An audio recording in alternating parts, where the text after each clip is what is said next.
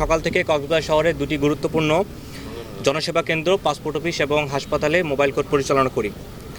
আমরা বিভিন্ন সময় বিভিন্ন অনুসন্ধানের ভিত্তিতে জানতে পারি যে দীর্ঘদিন ধরে দালাল চক্র সিন্ডিকেটের দৌরাত্মে এই জনসাধারণের যে সেবাগুলো সেগুলো ব্যাহত হচ্ছিল। কক্সবাজার পাসপোর্ট অফিস এলাকায় বেশ কিছু দালাল চক্র দীর্ঘদিন ধরে সাধারণ মানুষকে প্রতারিত করে আসছিল।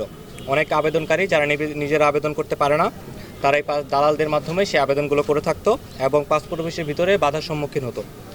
দালালরা অফিসের গেট এবং আশেপাশে এলাকা দখল করে আবেদনকারীদের বিভ্রান্ত করে যে তারা নিজেরা করতে পারবে না, দালালদের মাধ্যমে করলে সেই পাসপোর্টটা খুব তাড়াতাড়ি হবে বলে তাদেরকে বিভ্রান্ত সৃষ্টি করত।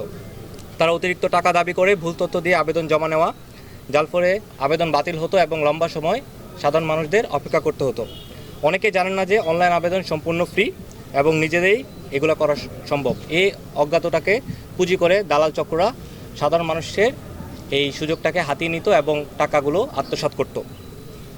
এবং এর ভিত্তিতে আমরা আজকে সকালে মোবাইল কোর্ট পরিচালনা করি বিজ্ঞ ম্যাজিস্ট্রেটের উপস্থিতিতে এবং জেলা পুলিশের সহায়তায়। এবং আমরা মোবাইল কোর্ট পরিচালনা করে আমরা এখানে কোনো দালাল চক্রকে আমরা পাইনি তাৎক্ষণিকভাবে, কিন্তু আমরা পাসপোর্ট অফিসের এডি মহোদয়ের সাথে আমরা কথা বলেছি এবং তাদেরকে এই চক্রের ব্যাপারে আমরা যেই ধারণা দেওয়া সেটা দিয়ে এসেছে এবং উনি আশ্বস্ত করেছেন যে এই ব্যাপারে উনি আরও কঠোর হবে। হ্যাঁ, এই অভিযান আমাদের চলমান থাকবে। শুধু এই মোবাইল কোর্টটা যে কোনো ধরনের এই যে আমরা যে অসংগতাপূর্ণ কোনো জায়গায় যদি দেখতে পাই সরকারি স্থাপনাগুলো, আমরা অবশ্যই মোবাইল কোর্ট পরিচালনা করব।